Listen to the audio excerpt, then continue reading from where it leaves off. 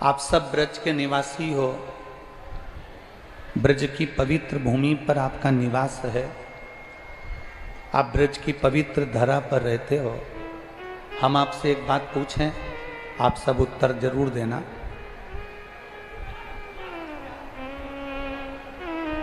उत्तर दोगे सभी लोग? अरे बोलो तो जम के, दोगे ना? भगवान कृष्ण ब्रज की सभी गोपी के घर जाते थे क्या? अरे जम के तो बोलो। जितनी ब्रज में गोपी रहती थी क्या सबके घर जाते थे? नहीं जाते थे। बिल्कुल सही उत्तर है आपका। संपूर्ण ब्रजवासियों ने बिल्कुल सही उत्तर दिया। भगवान कृष्ण सभी गोपियों के घर पर नहीं जाते थे। भगवान कृष्ण गोपियों के घर पर नहीं जाते थे। भगवान कृष्ण सभी गोपियों के घर पर नहीं जाते थे। मेरे कृष्ण भगवान कृष्ण सब गोपियों के घर पर नहीं जाते थे, पर जो गोपी आस लगाकर, विश्वास लगाकर भगवान के लिए माखन की मटकी बांध कर रखती थी और पूरे आस और विश्वास से भगवान को पुकारना चाहती थी, पूरे आस और विश्वास से भगवान को पुकारती थी कि मेरा कृष्ण मेरे दरवाजे पर आएगा। मैंने उसके लिए माखन की मटकी बांध कर रखी है, मैंने उसको चौखट को सजा कर रखा, मैंने उसके लिए दीप जला कर रखा, मैंने उसके लिए रंगोली बांध कर रखी है, मैंने उसके लिए सेज बिछा कर रखी है, मैंने उसके लिए साज सजा कर रखा है। जो गोपी आस और विश्वास रखकर भगवान कृष्ण को पुकारती थी, आस और विश्वास लेकर भगवान कृष्ण को पुकारती थी, भगवान कृष्ण सबके यहाँ नहीं जाते, पर जो आस और विश्वास लगाकर भगवान को पुकारता है, मेरा कृष्ण उन गोपियों के दरवाजे पर पहुंच जाता है। जिसने बहुत आस लगाई, जिसने बहुत विश्वास रखा, आस लगाई, भरोसा रखा, दृढ़ता रखी, उसके दरवाजे पर भगवान पहुंचा।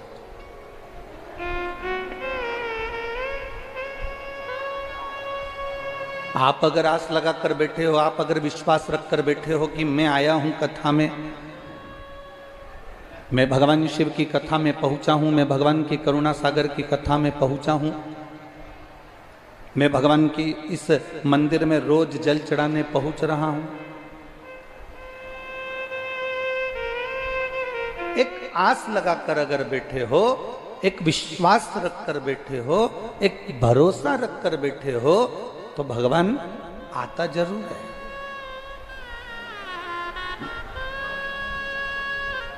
संसार पर किया गया भरोसा एक दिन टूट जाता है।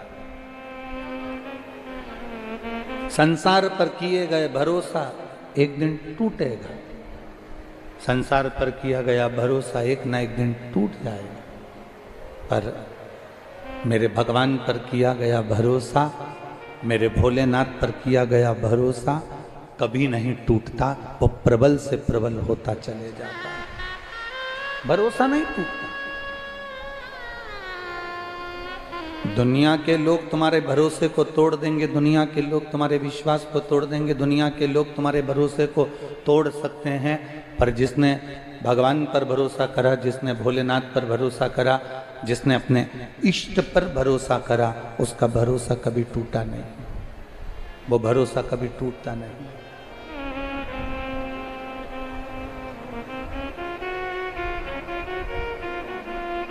सबके घर भगवान नहीं जाते थे। जो आस लगाकर बैठता था, भगवान उसके घर जाते थे। जो विश्वास रखकर बैठता था, भगवान उसके दरवाजे जाते थे।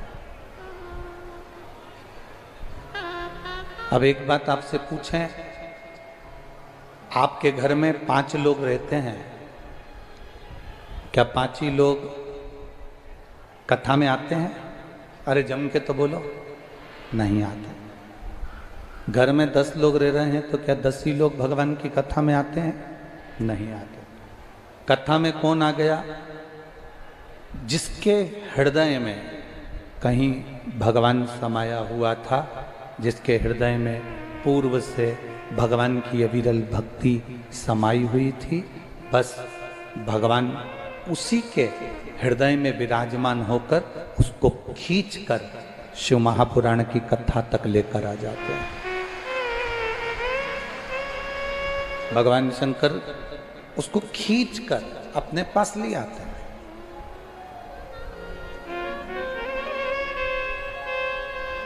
कोई कोई तेल का जो डब्बा होता है ना,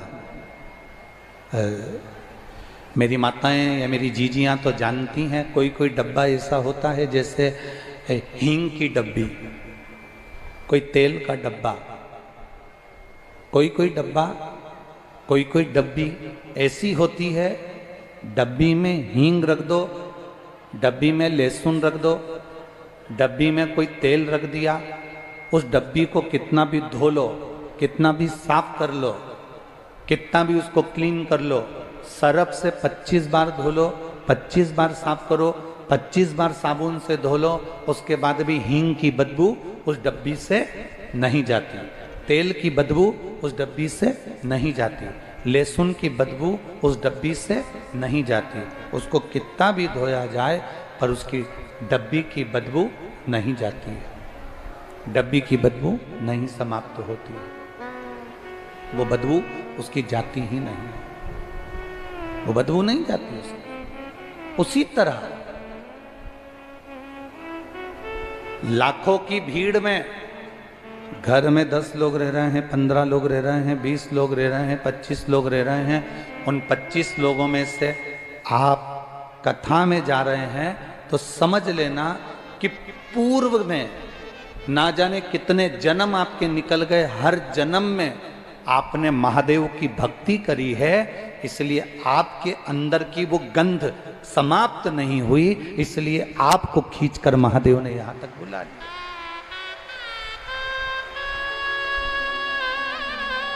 वो गंध है आपके अंदर। और शंभु शरणे पड़ी मांगू घड़ी रे घड़ी, दुख काटो दया करी ने दर्शन। पूरे की पूरे घर के लोग कथा में नहीं पहुंचते, पूरे की पूरे मोहल्ले के लोग कथा में नहीं पहुंचते, पूरे की पूरे समाज के लोग कथा में नहीं पहुंचते, पूरी की पूरी सोसाइटी के लोग कथा में नहीं पहुंचते।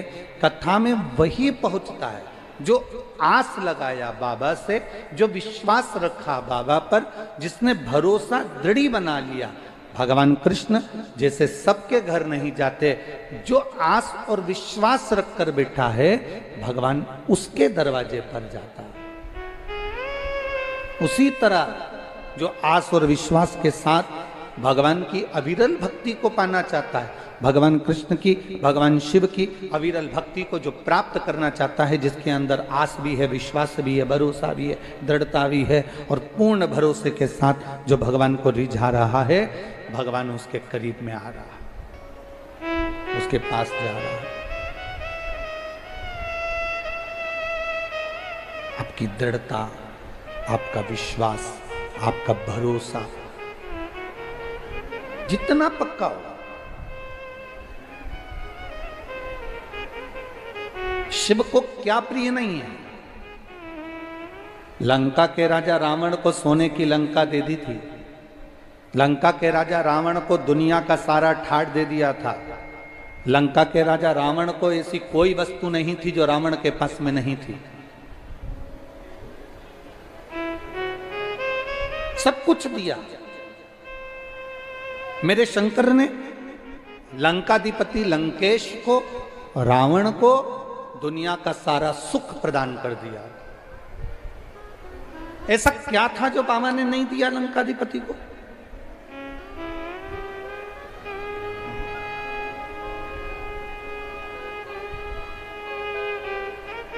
और जो रावण मांगता मेरा बाबा वो देते जाता, क्योंकि भगवान शंकर के प्रिय भक्तों में रावण की गिनती थी। भगवान शंकर के प्रिय भक्तों में रावण को गिना जाता था। प्रिय भक्तों में जो रावण मांगता वो भगवान दे देते।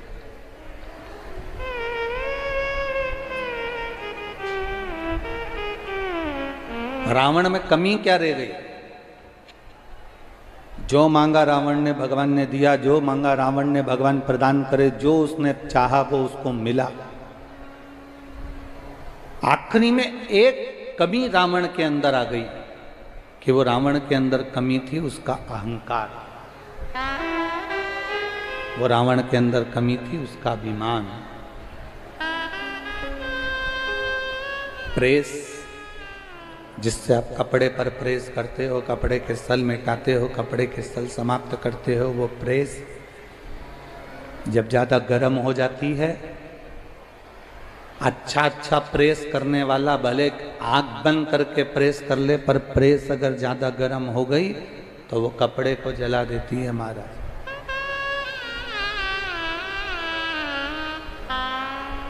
प्रेस जब ज्यादा गर्म हो जाती है कपड़े को जला देती है। अहंकार जब ज्यादा बढ़ जाता है, अभिमान, अहमता, अभिमत्ता, अहम जब बढ़ जाता है तो हमारे कुल को और हमारे घर को, परिवार को समाप्त कर देता है। रावण के साथ में वही। एक बात हम लोग पहले भी कहे, आज फिर कहते हैं, हिम्मत बुरे कर्म कर बंदे वरना पछताएगा। भगवान की आंखों से तू बच नहीं पाएगा, तू बच नहीं पाएगा।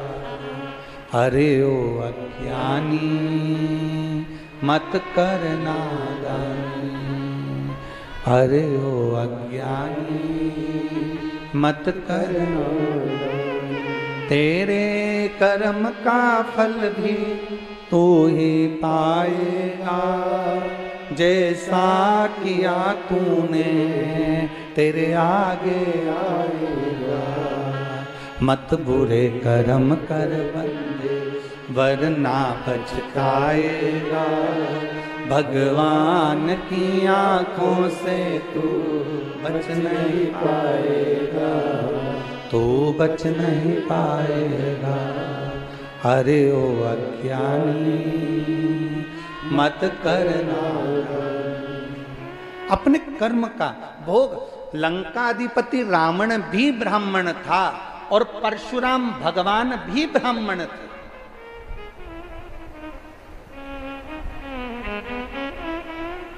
रावण भी ब्राह्मण है और परशुराम भगवान भी ब्राह्मण। पर एक रावण चौराहे पर जलाया जा रहा है और एक श्री परशुराम भगवान चौराहे पर और मंदिर में पूजाए जा रहे हैं। रावण भी ब्राह्मण है और परशुराम भगवान भी ब्राह्मण है। बस केवल अंतर इतना है, रावण के पास में भी सब कुछ था, सत्ता थी, वैभव था, धन था, दौलत थी, सारे ग्रह उसके अनुकूल थे, सारे नक्षत्र उसके अनुकूल थे, सारे देवता उसके अनुकूल थे। परशुराम भगवान के पास में भी सब कुछ था, पर दोनों में अंतर केवल इतना है कि रावण के पास सब कुछ आने पर अहंकार आ गया और उसने अपना कर्म बेकार कर लिया। माता जानकी का हरण कर लिया, एक स्त्री का हरण कर लिया, पर नारी पर अपनी गलत दृष्टि दे दी, अपना कर्म बिगाड़ लिया। इसलिए वह चौराहे पर जल रहा है। और परशुराम भगवान ने अपनी माता का शीश काटा और अपने पिता से वर में मांग लिया कि मेरी माता को जीवित कर दो। ये भगवान के रूप में पूजा गए। एक प्राण लेने के बाद भी प्राण दे रहा है वो परमात्मा है।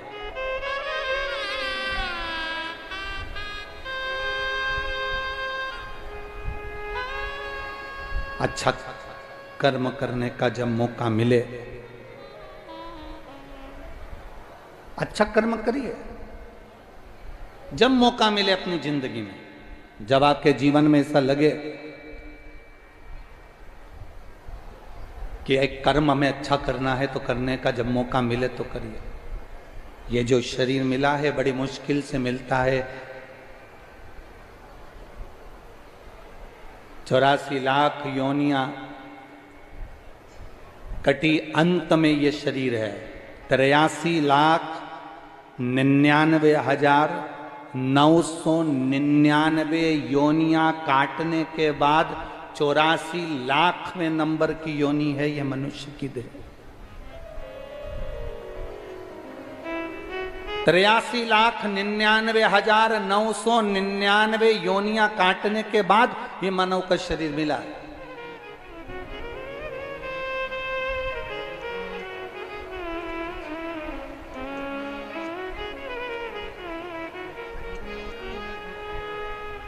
एक बहू ने हमसे पूछा, गुरुजी ये बताओ कि हमारे घर में हमें टाइम नहीं मिलता भगवान का भजन करने का, हमें समय नहीं मिलता भगवान की भक्ति करने का, हम मंदिर भी नहीं जा पाते क्योंकि घर में बच्चे रहते हैं तो स्कूल छोड़ना रहता है, ये काम रहता है, वो काम रहता है। एक बहू से पूछो कितना घर में काम रहता है। गुरुजी हम बहुओं को आप कुछ बोलेंगे कि हम बहू कितनी देर भगवान का भजन कर लें? हमने कहा बहुओं से बस केवल इतना निवेदन है, जितनी देर तुम पेंसिल से लाइन खींचो और डब्बा भरो, उतनी देर लगती है उतनी देर भगवान का भजन कर लिया, बहुत उतना भी। एक क्षण मेरे भगवान कृष्ण ने गोपियों से पूछा, गोपियों तुम मुझे याद करती हो क्या? गोपियों तुम मुझे याद करती हो? भगवान कृष्ण के शब्द सुनकर गोपियों ने कहा, याद करना उसी को कहते हैं, एक कृष्ण याद उसको किया जाता है जिसको भुला दिया गया हो। आप तो दिल में ऐसे बसे हो कि आपको याद करने की जरूरत ही नहीं पड़ती है। आप हमारे हृदय में बसे हो, आप हमारे दिल में बसे हो, आप हमारी चित्त में, आप हमारी वृत्ति में बसे हुए हो, तो हम आपको भुलाए नहीं तो याद क्या करें?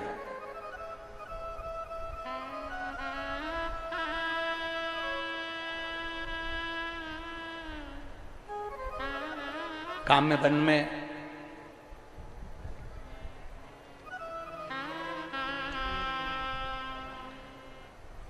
ब्रज 84 कोस के कामवन के अंदर काम्य वन में एक शिव जी का एक मंदिर है जो भगवान कृष्ण शिव जी को आमंत्रित करे थे और शिवलिंग प्रकट हुआ था, जिसका नाम रामेश्वर महादेव है। आप लोगों में से किसी ने काम्य वन में रामेश्वर महादेव के दर्शन किए हैं? जिनने करे हों हाथ ऊंचा करिए जरा। बहुत बढ़िया, रखिए, साधुवाद, आपको प्रणाम। काम्य वन में एक मंदिर है भगवान शंकर का जिसको रामेश्वर महादेव कहते हैं। ब्रज 84 कोस में सारी ब्रज की गोपियां आज एकत्रित हुई और गोपियों ने एकत्रित होकर अपने ब्रज के एक एक पत्थर को उठाया और सरोवर में डाला। पत्थर उठा रही हैं, सरोवर में डाल रही हैं। अब श्री दामा को मालूम पड़ा कि ब्रज की गोपियां कुछ एक नया खेल खेलना सीख गई हैं। ब्रज के पत्थर लेकर आती हैं और वो पत्थर को सरोवर में डालती हैं। अब श्री दामा ने मनसुका से कहा, फिर मधुसूदन तक बात गई, मधुसूदन से फिर भगवान कृष्ण के पास बात गई और भगवान कृष्ण के पास जब बात गई, भगवान कृष्ण के संबोधन जब मालूम पड़ा, भगवान कृष्ण के कानों में जब शब्द पहुंचा तो भगवान कृष्ण ने पूछा, मधुसूदन क्या हुआ? मधुसूदन कहते हैं, प्रभु जी एक बात कहना चाहते हैं रे कन्हैया। कन्हैया पूछे क्या? ब्रज की गोपियां ना जाने कौन सा खेल लेकर आई हैं, सारे ब्रज के पत्थर उठा उठा के सरोवर में डाल रही हैं। पूरे 84 कोस में जहां कर तुम्हें जहां मर्जी पड़े वहां पर घूम कर देख लो, ब्रज की गोपियां पत्थर लाती हैं और सरोवर में डाल देती हैं।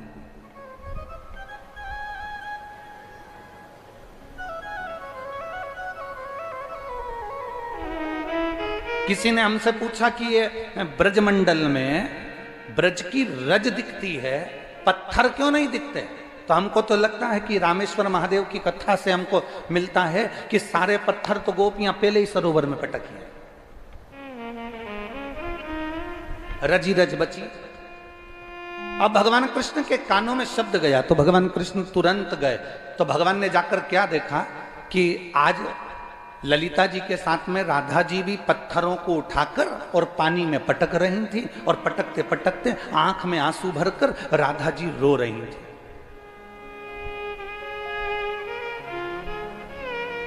भगवान कृष्ण जैसे ही पहुंचे तो ललिता जी वहां से हटी और भगवान कृष्ण ने राधा जी से पूछा, राधा, ए राधा, राधा। राधा जी ने जो कृष्ण को देखा आंख में से आंसू पोंछ कर राधा जी ने पूछा, ठाकुर तुम, कृष्ण तुम आए?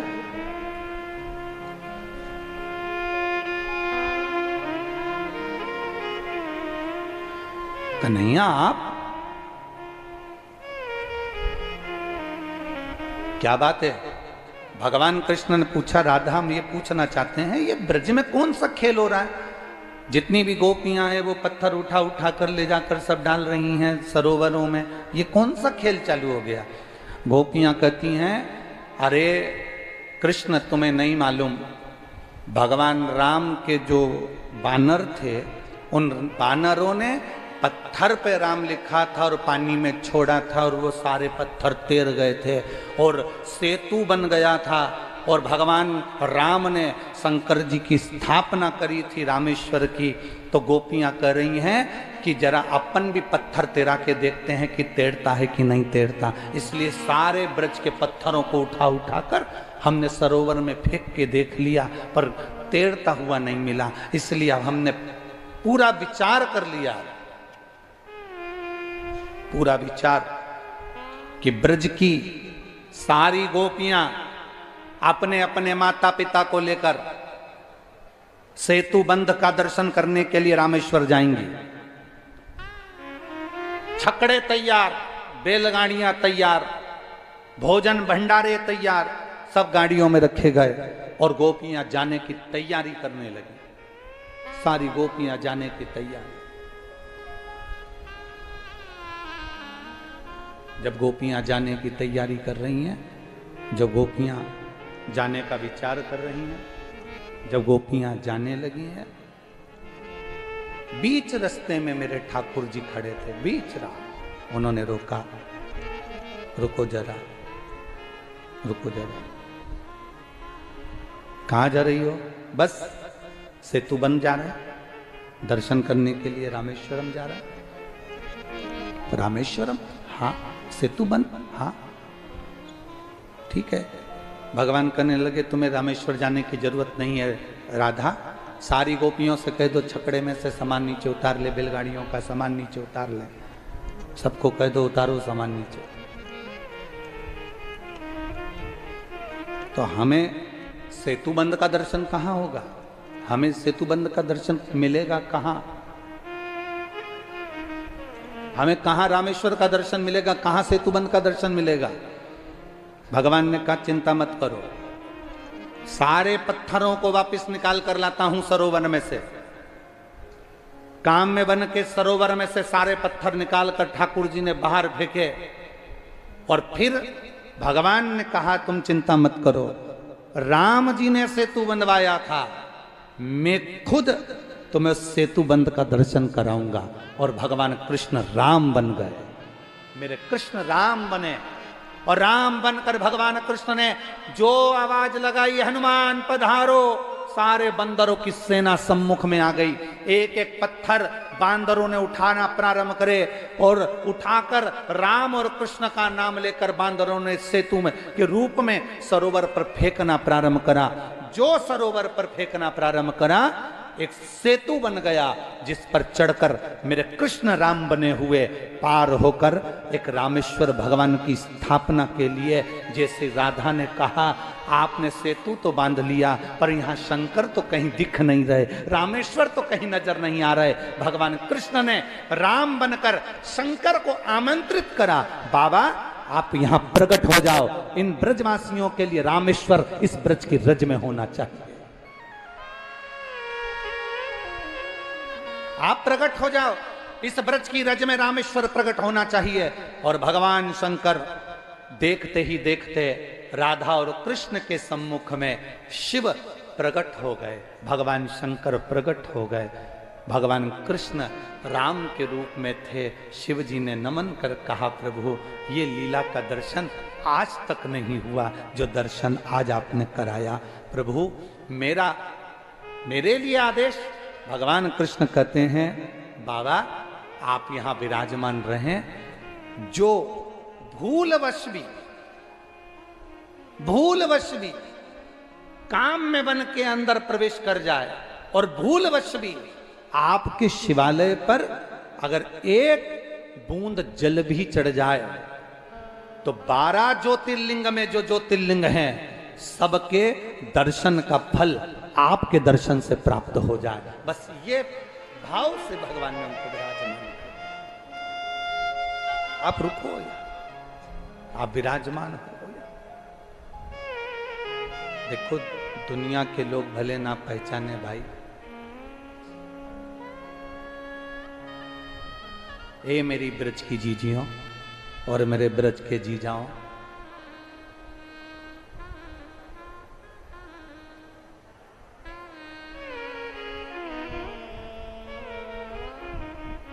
ए ब्रज की जीजियों और ब्रज के जीजाओं, एक बात याद रखना, अपने भीतर उतार कर रखना, अपने अंदर एक बात अपनी जिंदगी में उतार कर रखिएगा।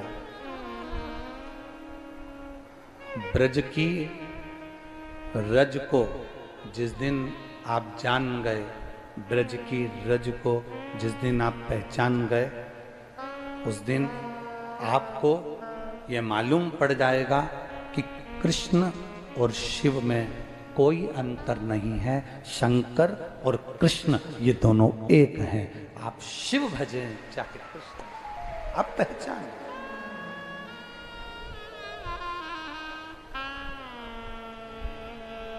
जिस दिन आप जान गए,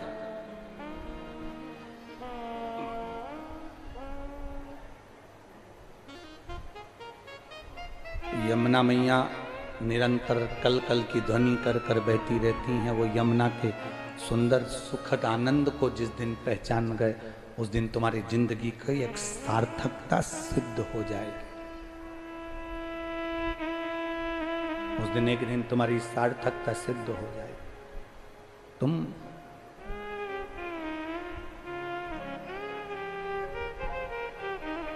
जिस यमुना जी में से मथुराधीश प्रकट हुए हैं, जिस यमुना जी में से द्वारकाधीश प्रकट हुए हैं, जिस यमुना जी की लहरों से स्वयं श्रीमद् वल्लभाचार्य जी अपने वेद और पुराणों का आनंद पाते थे, जिस यमुना जी के सुंदर संवादों में यमुना जी की तरंगों से लहरों से स्वयं मेरे श्री जी बाबा आनंद की राशि को प्राप्त कर लेते थे, वो यमुना कोई साधारण है क्या?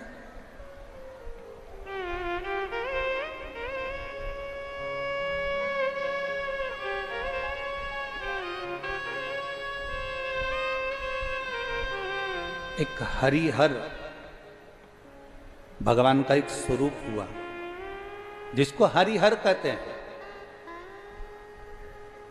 ब्रज की रज में यमुना के तट पर, ब्रज की रज में यमुना के तट पर, यमुना के तट पर जो बालू मिल जाए, जो बालू रेत मिल जाए,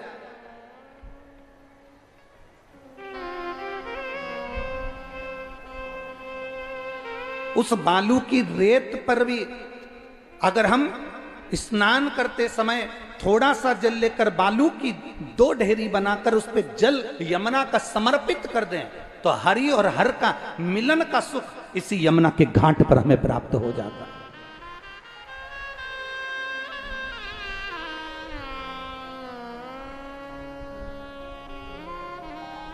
महाराज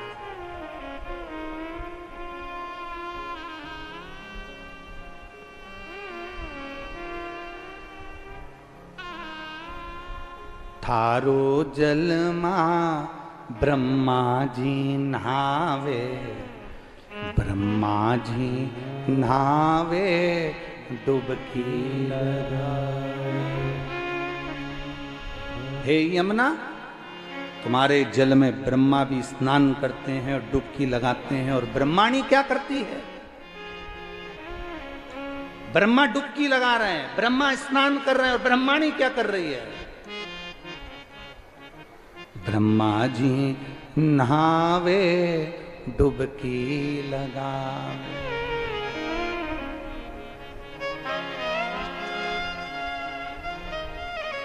हरि ब्रह्माणी करती सेवा रे,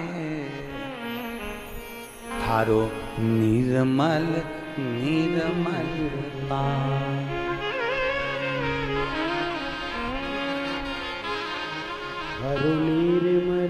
हे यमुना, हे यमुना, तेरे जल में ब्रह्मा स्नान करते, ब्रह्माणी सेवा करती, नारायण स्नान करते, नारायणी सेवा करती, शिव स्नान करते, पार्वती सेवा करती, इंद्र स्नान करते, इंद्राणी सेवा करती। 33 कोटि देवता तेरे जल में स्नान करने के लिए आते और उनकी देवियां तेरे घाटों पर सेवा का क्रम करती है, तेरे घाटों पर सेवा करती है।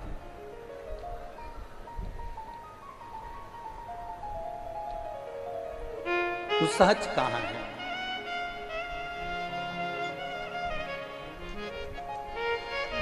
तेरी सहजता कहां है? आज कोई कह रहा था, गुरुजी जैसे आपने कहा कि भगवान कृष्ण के 16,108 रानियां थीं और 16,108 रानियों से संतान नहीं हुई, तो भगवान कृष्ण ने शिव जी की शिवलिंग की स्थापना करी, उनकी पूजन करी। एक एक रानी के साथ में 11-11 दिन तक शंकर भगवान के शिवलिंग की आराधना करी, भगवान शंकर के शिवलिंग का पूजन किया। 1,77,186 भगवान कृष्ण के बच्चे हुए। रावण को मारने से पहले रामेश्वर धाम की स्थापना करी थी मेरे भगवान राम ने। क्या जैसे रावण शंकर का उपासक था, कंस भी तो शिव का उपासक था।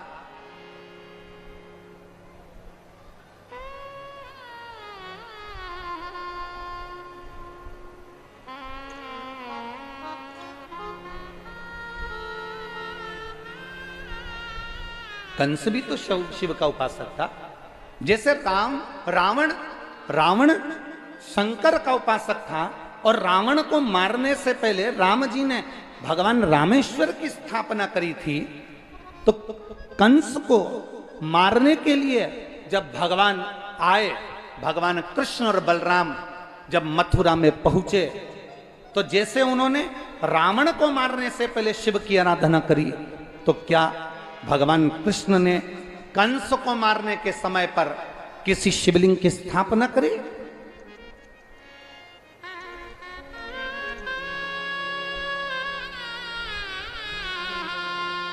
ब्रजमंडल में, ब्रज 84 कोस में वो कौन सा शिवलिंग है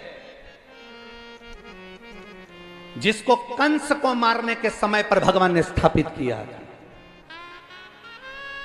पूरे ब्रज 84 कोस में एक शिवलिंग ऐसा है, पूरे ब्रज 84 कोस में एक शिवलिंग ऐसा है, जब कंस को बार बार कंस को बल प्राप्त हो रहा था और कंस मर नहीं रहा था,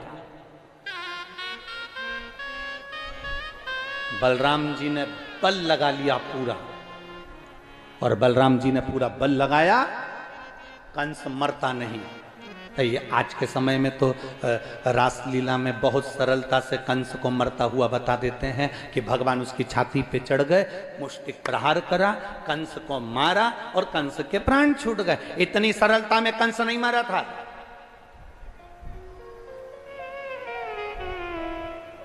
राक्षसों से पीछा इतनी जल्दी नहीं छूट जाता हो, इतनी सरलता में कंस नहीं मरा था कि तुमने रासलीला में देखा कि बस भगवान कृष्ण आए, छाती पर चढ़ गए, मुष्टिक प्रहार करा, कंस के प्राण छूट गए। इतनी सरलता में कंस नहीं मरा है। रावण को मरने में जितना बल लगा था, रावण के लिए भगवान राम ने 7-7 कर बाण छोड़े थे, फिर बाण छोड़े, फिर बाण छोड़े, आखिरी में नहीं मरे। तब हनुमान जी को लगा बात क्या है। तब हनुमान जी ने तुरंत उसी समय पर बुलाया, उसी समय पर विभीषण को बुलाया। विभीषण बता क्या बात है, ये मरता क्यों नहीं है। विभीषण ने कहा कैसे नहीं मरेगा, इसकी नाभि में अमृत है, बाणों उठाओ बाण और छोड़ दो। भगवान राम ने जैसे ही सुना रावण की नाभि में अमृत है, भगवान ने बाण उठाकर छोड़ दिया। बाण लगा नाभि के अंदर, पर रावण के प्राण नहीं छूटे।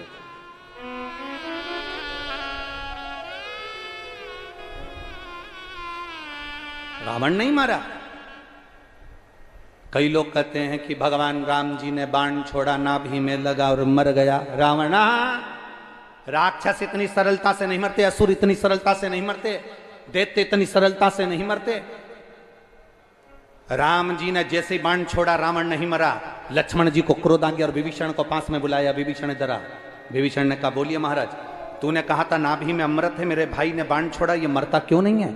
लक्ष्मण जैसे ही बोले, विभीषण ने कहा प्रभु मुझे तो जितना मालूम था मैंने आपको बता दिया, क्योंकि मेरे सामने लंकाधिपति रावण ने वर मांगा था ब्रह्मा जी से कि वर दीजिए कि मेरी नाभि में अमृत रहे, तो नाभि में अमृत दिया, जब वो सूखेगा तब तू मरेगा।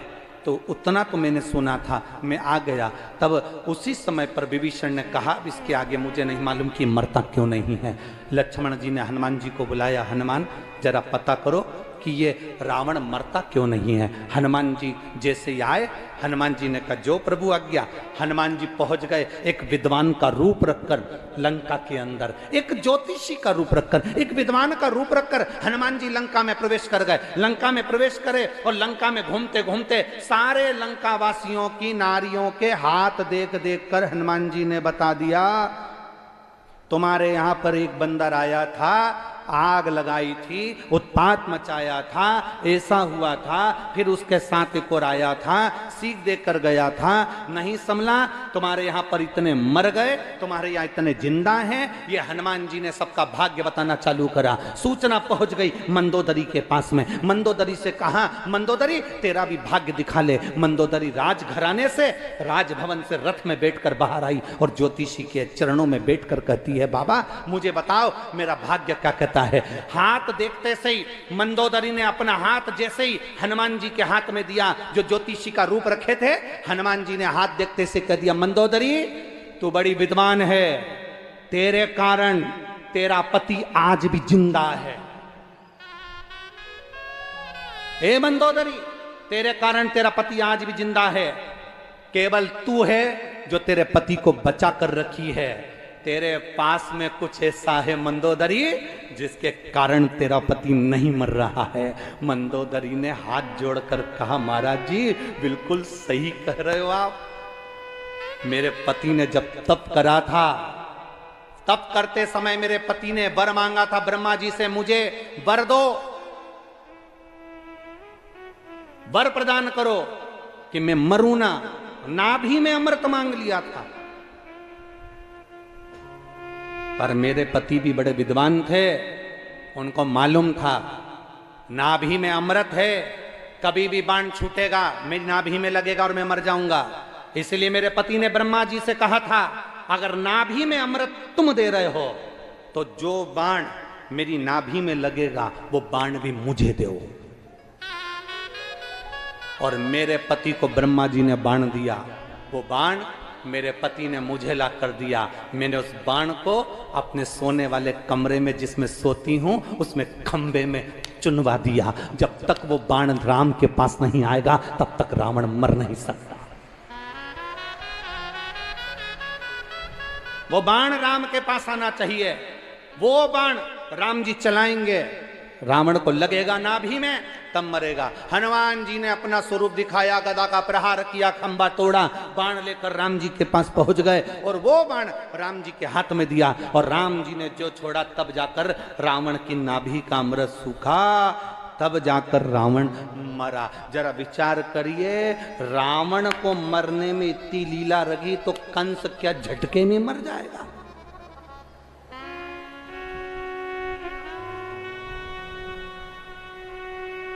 छाती पे चढ़ गए, मुष्टिक प्रहार करा, कंस मर गया। ना ना ना,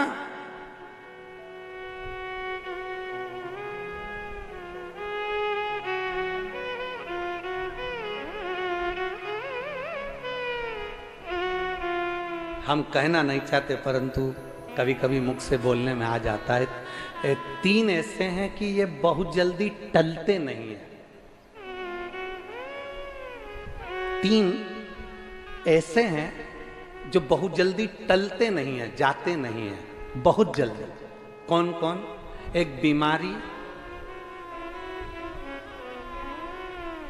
एक भिखारी, और तीसरा नहीं बोलूंगा, तुम लोगों को बुरा लग जाएगा।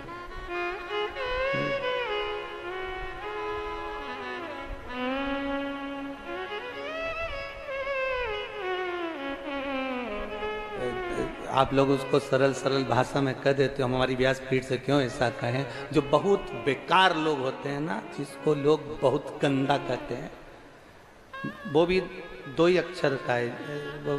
जैसे हमने कहा ना, बीमारी, भिखारी, इसी में कई एक शब्द है, वो तुम समझ जाना।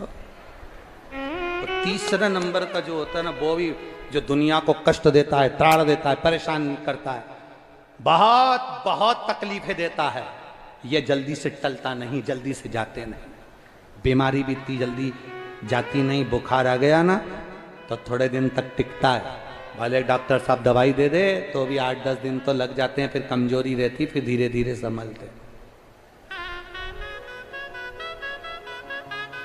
बीमारी, भिखारी भी ऐसा होता है, उसको मना कर दो, हे भाई चल चलो, वो नहीं जाएगा। देव साहब, देव साहब, देव साहब, पीछा ही पकड़ ले। कोई चाट खा रहा है, वहां पर भी खड़े हो जाएंगे, देव साहब। अब वो बेचारा कैसे खाए जब सामने कोई मांग रहा, कैसे?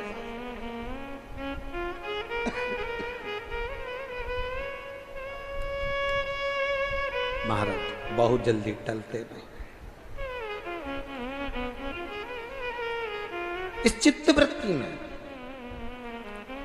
तुम्हें लगता होगा कि कंस बहुत जल्दी मर गया एकदम। कितना अच्छा रासलीला में एक बहुत सुंदर पाठ अदा किया जाता है और कंस को छाती पे चढ़कर मुष्टिक प्रहार कर कर मार दिया जाता है और कंस इतनी जल्दी मर गया। ना ना, कंस इतनी जल्दी नहीं मरा। बलराम जी ने अपना पूरा बल लगा लिया, पूरा बल, बलराम जी का पूरा बल लग गया था, तब भी कंस नहीं मरा था। पूरा बल लगा दिया बलराम जी ने, पूरा बल, तो भी नहीं मरा।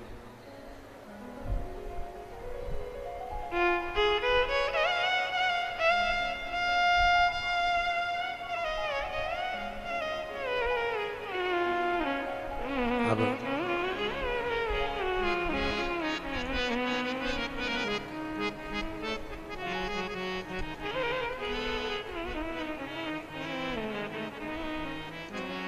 भगवान कृष्ण देख रहे थे, ये कंस है, मरने वाला नहीं है, इतनी जल्दी बेकार लोगों से पीछा छूटने वाला नहीं है, बहुत कठिन, बहुत कठिन। शादी के और मृत्यु के, इन दोनों के दिनों को देखिएगा। शादी के जो दिन रहते हैं ना, माता पूजन हुई, मंडप हुआ, महिला संगीत हुआ, बारात आई, ब्याह हुआ, लड़की अपने ससुराल पहुंच गई, शादी हो गई। शादी के दिन चुटकी बजाते से ही 5 दिन, 4 दिन, 7 दिन, 11 दिन, 21 दिन, जो दिन होते हैं शादी के, तुरंत निकल जाते हैं, तुरंत। और मृत्यु के दिन, किसी की यहां मृत्यु हो गई, मृत्यु के दिन बड़ी मुश्किल से निकलते, बड़ी मुश्किल से। ऐसा लगता है बहुत सारे दिन, बहुत सारे दिन निकाल। आपके इधर होती कि नहीं होती हमें नहीं मालूम, पर हमारे यहाँ उधर भी मालवा साइड में भी बहुत सारे जो जिनके पास बहुत सारा धन होता है, बहुत जिनकी तमन्नाएं, बहुत सारे शौक होते हैं, उनके यहाँ भी बहुत हमने देखा है। हमारे इधर तो नहीं होती है, हम जहाँ साधारण तरह के लोग रहते हैं वहाँ शोक सभा नहीं होती, पर जिनके शोक सभा किन की होती है, जिनके शोक बहुत सारे होते हैं, उसको पूरा करते करते ही मर जाता है तो शोक सभा होती है। पूरी जिंदगी लग गई शौक पूरे करने में, बेटे को मोबाइल दिलाना है, बेटी को गाड़ी दिलाना है, उसको ये करना है, बहू को ये करना है, छोरे को ये करना है, एक फैक्ट्री डालना है, दुकान डालना है, ऑफिस डालना है, जमीन करना है, मकान बनाना है। जो शौक पूरे करते करते करते करते इधर से कर्जा लिया, इधर से कर्जा लिया, उधर से पैसा उठाया, उधर से उठाया, मेहनत करता रहा, 24 घंटे काम करता रहा, अपने शौक पूरे करने में, परिवार के शौक पूरे करने में, नाते रिश्तेदारों के शौक पूरे करने में, गाड़ी बंगले के शौक पूरे करने में, जो शौक पूरा करते करते करते करते अंत में प्राण छोड़ देता है, उसी के यहाँ शोक सभा होती है। कभी किसी गरीबड़े के घर में शोक सभा नहीं होती, क्योंकि उसको शोक ही नहीं रहता, तो सभा क्या खाक करेगा। इतने जिंदगी के शोक मत पालो कि जिसमें दुख हो। कंस ने अपनी जिंदगी का एक आनंद पाया। कंस ने क्या करा, पहले सारी राज सत्ता को अपना बना लिया, अपने ही रिश्तेदारों को, अपने ही पूर्वजों को जेल में ले जाकर डाल दिया, अपने ही पूर्वजों को कारागार में ले जाकर डाल दिया। जो अपनों का सम्मान नहीं करता, जो अपनों का आदर नहीं करता, जो अपनों का सत्कार नहीं करता, अंत समय में धोखा खाता है।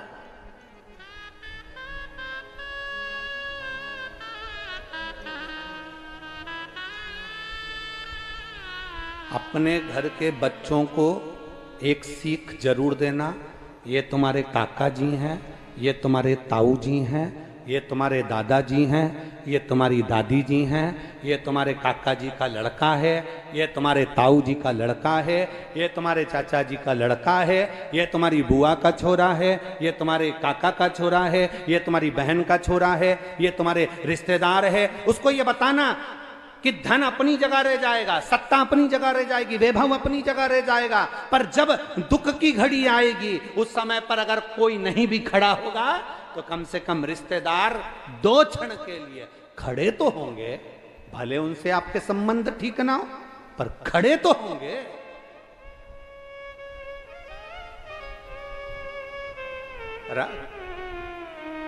कंस ने सबसे बड़ी गलती करी, अपने ही पूर्वजों को ले जाकर उसने कारागार में डाल दिया, बंदी बना दिया, और सुना नहीं, किसी की नहीं सुनी, किसी की।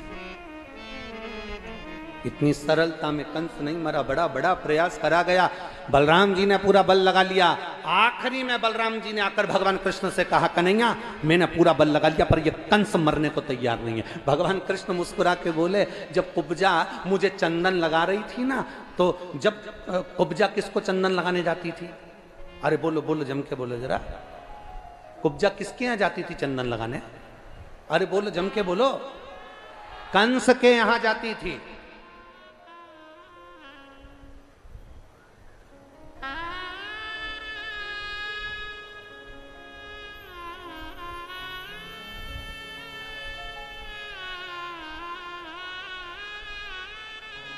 कुब्जा चंदन लगाने कंस के यहां जाती थी। आज कंस के महल में जा रही थी। भगवान कृष्ण ने रोक लिया कुब्जा को। कहाँ जा रही हो? चंदन लगाने। कहाँ जाती हूँ? कंस के यहाँ। हमको लगा दो। कुब्जा ने कहा, ओ कहाँ से आया है? राजा का चंदन है और तेर को लगाऊंगी? भगवान कहते हैं, हम भी तो देखें कि राजा के सिर पर जो चंदन लगाया जाता है और संत के सिर पर जो चंदन लगाया जाता है, उस चंदन में अंतर क्या है? हमें तो भगवान जब मथुरा में पहुंचे थे, सबसे पहले कुब्जा से ही मिले थे। चंदन, चंदन क्या?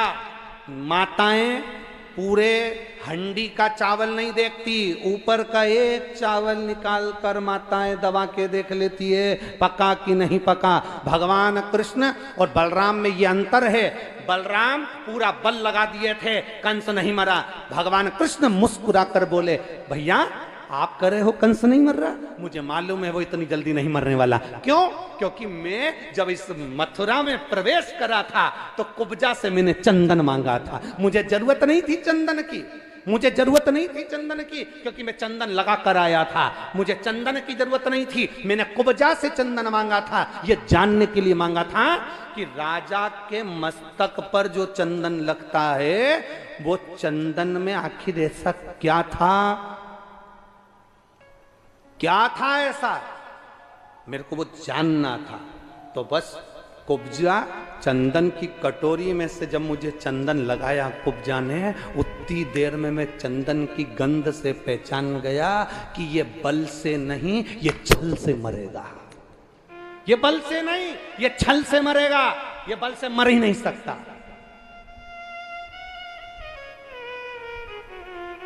ये बल से नहीं मरने वाला, ये मरेगा तो छल से मरेगा। चंदन मेरी जीजियों, ओ मेरी ब्रज की जीजियों, ओ मेरे ब्रज के जीजाओं, चंदन लगाने वालों से इसलिए कहते हैं दो, थोड़ा सा देखो बुरा लग जाएगा हो, क्या अग्रवाल जी बोल दें, क्या बोल दें हैं? हाँ ठीक है, चंदन लगाने वाले और चूना लगाने वालों से बच के रहना।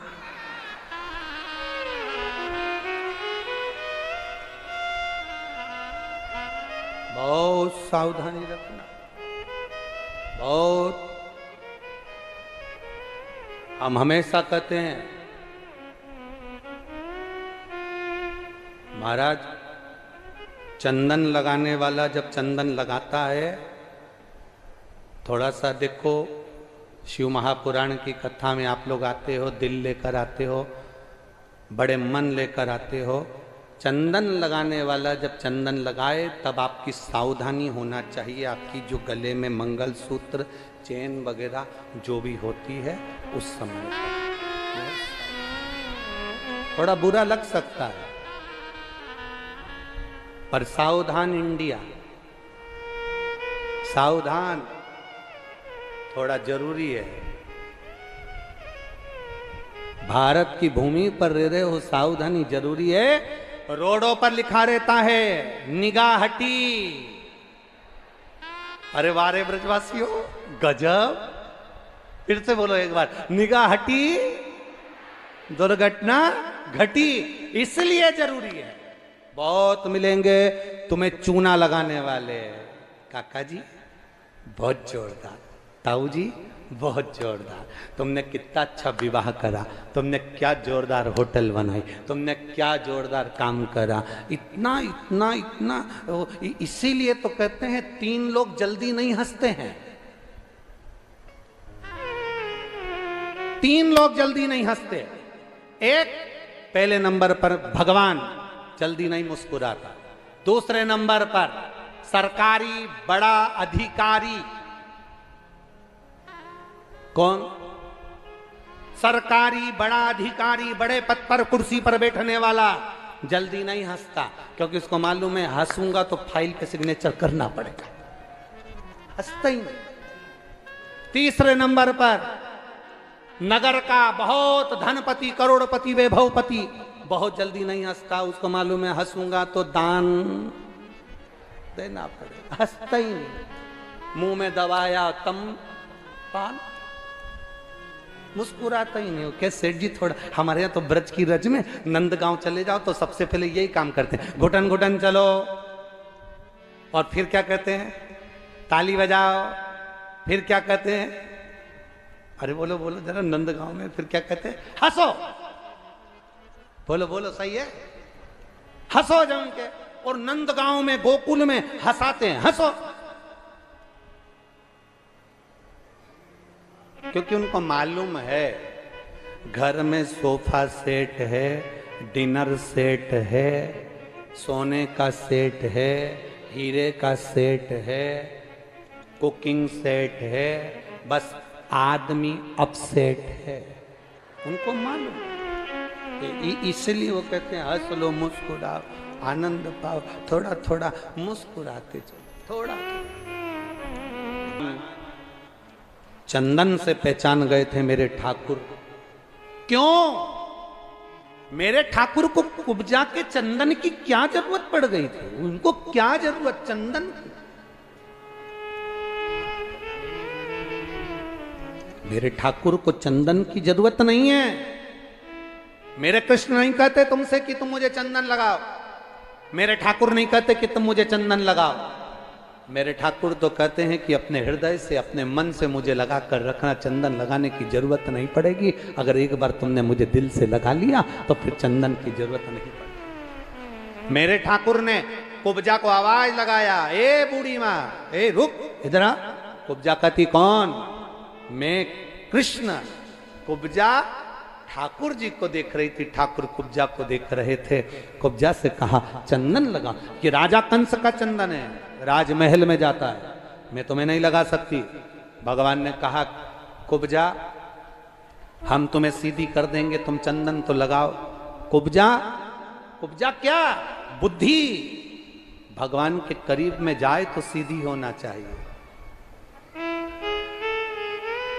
चंदन से मेरे द्वारिकानाथ, मेरे कृष्ण पहचान गए कि ये चंदन जो राजा कंस के मस्तक पर लगता है, इस चंदन से पहचान हो गई कि ये चंदन साधारण नहीं। बलराम भैया कह रहे हैं कि मैंने पूरा बल लगा लिया और कंस नहीं मरा, तो भगवान जानते थे कि ये बल से नहीं, छल से मरेगा। ये बल से मर ही नहीं सकता।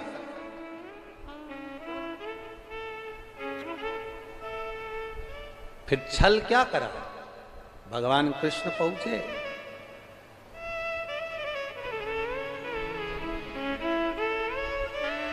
आज मेरा द्वारकानाथ कंस के सामने नहीं पहुंचा। आज मेरे द्वारकानाथ कंस के सम्मुख में नहीं पहुंचे। आज मेरे द्वारकानाथ ब्रज की रज में, रंग महल में, जहां पर कंस के साथ में युद्ध होना था, उस युद्ध मैदान में पहुंचने से पहले मेरे बाबा, मेरे भगवान कृष्ण शिव का स्मरण कर रहे हैं, शिव भक्ति में लीन।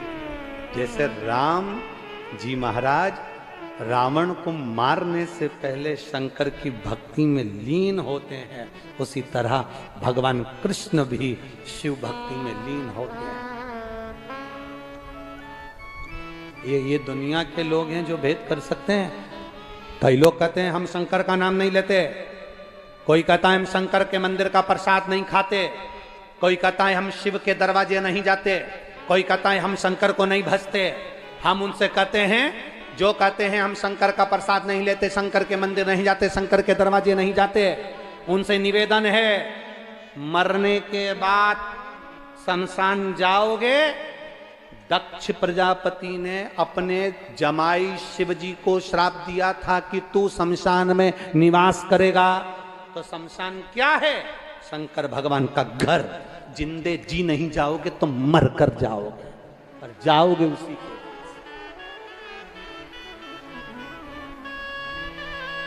मर कर जाओगे, जाना उसी के पास है, पहुंचोगे उसी के पास।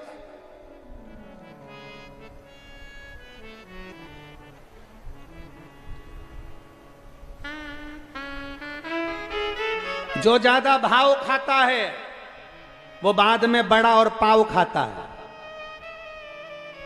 इसलिए ज्यादा भाव नहीं खाना, ज्यादा टेंशन लेकर ज्यादा ऐसा नहीं सोचना कि मैं क्या हूं, मेरी सत्ता क्या है, बेभाव क्या है, मुझे जानते नहीं हो। कई लोग कह देते हैं तू मुझे पहचानता नहीं है।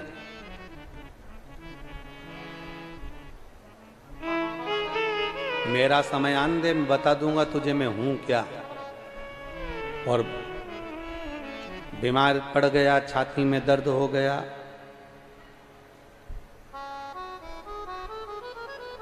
डॉक्टर ने कह दिया इनका समय आ गया। क्या मतलब ऐसा समय आने से? अरे मत बुरे कर्म कर बंदे वरना पछताएगा। भगवान की आंखों से तू बच नहीं पाएगा, वो बच नहीं पाएगा। अरे भाई, अगर तबीयत खराब होगी, शरीर में रोग होगा, बुखार आएगा, अगर तबीयत खराब होगी तो कोई भी तुम्हारा हाथ पकड़कर तुम्हें घर तक, किनारे तक, कुर्सी तक छोड़ देगा। बोलो सही है कि गलत है? अरे बोलो, जम के बोलो जरा, सही है ना? तबीयत खराब होगी तो कोई भी तुम्हारा हाथ पकड़ लेगा, तबीयत खराब होगी तो कोई भी तुम्हारा हाथ पकड़ सकता है। पर जब समय खराब होता है तो कोई हाथ नहीं पकड़ता, केवल एक महादेव हाथ पकड़ता है। केवल एक शंभु, केवल एक शिव त्रिकालदर्शी के सिवा कोई हाथ नहीं पकड़ता। और अंत समय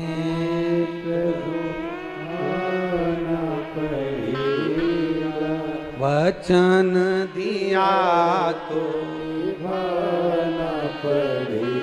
बीमारी में कोई भी हाथ पकड़ लेगा, तबीयत खराब होगी कोई भी हाथ पकड़कर डॉक्टर के पास ले जाएगा, हॉस्पिटल ले जाएगा, घर छोड़ देगा, गाड़ी में बिठा देगा।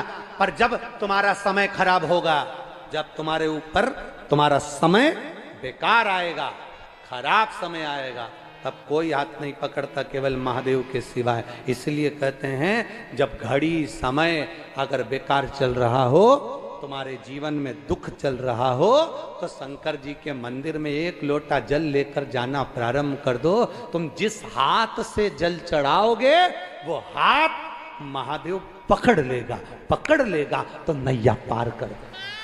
वो हाथ पकड़। कोई कई कह रहा था, गुरुजी ये आप कहते हो कि शिव जी को जल चढ़ाओ तो वो हाथ पकड़ लेते हैं, ऐसा होता है क्या? हमने कहा बिल्कुल होता है।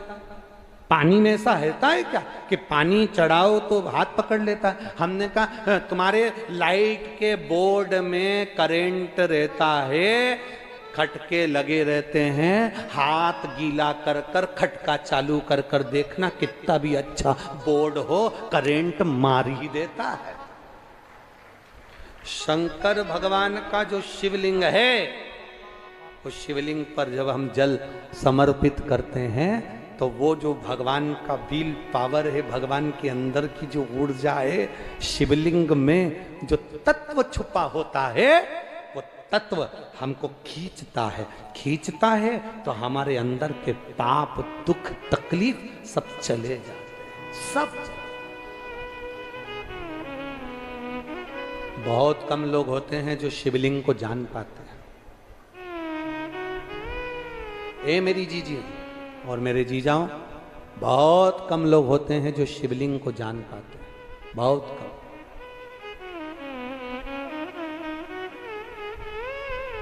कई लोग शिवलिंग की हंसी उड़ाएंगे, बड़े से बड़े विद्वान भी नहीं जान पाते कि शंकर के शिवलिंग में है क्या, शंकर का शिवलिंग है क्या। काशी के शिवलिंग में, भीमा शंकर के शिवलिंग में, केदारेश्वर के शिवलिंग में, चकलेश्वर के शिवलिंग में, भूतेश्वर के शिवलिंग में, गोपेश्वर के शिवलिंग में, त्र्यंबकेश्वर के शिवलिंग में, बैद्यनाथ के शिवलिंग में, केदारनाथ के शिवलिंग में, सोमनाथ के शिवलिंग में, मल्लिकार्जुन के शिवलिंग में, रामेश्वर के शिवलिंग में, आखिर है क्या? जिसने एक बार जान लिया कि त्र्यंबक मंत्र की महत्वता क्या है, जिसने एक बार जान लिया कि शंकर के मूल मंत्र का व्याख्यान क्या है, जिसने जान लिया कि शंकर के भीमा शंकर लिंग का वर्णन क्या है, त्र्यंबकेश्वर लिंग का वर्णन क्या है, चकलेश्वर शिवलिंग का वर्णन क्या है। कितने शिवलिंग है चकलेश्वर में? अरे बोलो तो जम के, कितने? 5। कितने शिवलिंग है? 5। गोवर्धन नाथ जी की परिक्रमा में चकलेश्वर महादेव पढ़ते 5 शिवलिंग। अब कभी विचार करा आपने कि ये 5 शिवलिंग क्यों आ गए यहां पर?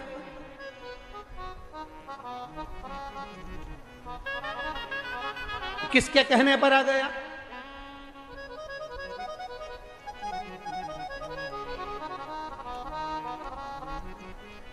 क्यों पहुंचे चकलेश्वर महादेव वहां पर? कभी विचार करा? सारे मंदिरों में 1 शिवलिंग, 2 शिवलिंग, पर चकलेश्वर महादेव में 5। अरे भाई, मथुरा के भूतेश्वर, वृंदावन के गोपेश्वर, कामवन के कामेश्वर, नंदगांव के नंदीश्वर और मानसी गंगा गोवर्धन के चकलेश्वर। मेरे चकलेश्वर महादेव जहां विराजमान थे तो एक बार भगवान कृष्ण ने विचार किया, महादेव जी से निवेदन किया, बाबा भक्त आएंगे ब्रज की रज में दर्शन करने के लिए, उनको किसी को मथुरा जाना पड़ेगा, किसी को कामवन जाना पड़ेगा, किसी को नंदगांव जाना पड़ेगा, किसी को कहीं वृंदावन जाना पड़ेगा। एक काम करो ना, कभी कभी तुम पांचों एक ही जगह इकट्ठे हो जाओ ना। जब कोई गोवर्धन की परिक्रमा करने आएगा, परिक्रमा करने आएगा, बहुत आस लेकर आएगा। गिरिराज बाबा की परिक्रमा में जब वो आस लेकर आएगा, भूलवश भी कोई जीव, जलचर, थलचर, वायुचर, कोई जानवर, कोई मनुष्य, कोई गंधर्व, कोई देव, भूलवश भी गिरिराज जी की अगर परिक्रमा भूल से भी लगा लेगा तो कम से कम आप पांचों के दर्शन का फल एक ही जगह मिल जाएगा। आप आओ ना पांचों एक जगह। बैठा चकलेश्वर बनकर, बैठा। और महाराज वो शिव है, शिव साधारण क्या, वो कहे ना, अरे अपनी किस्मत का ताला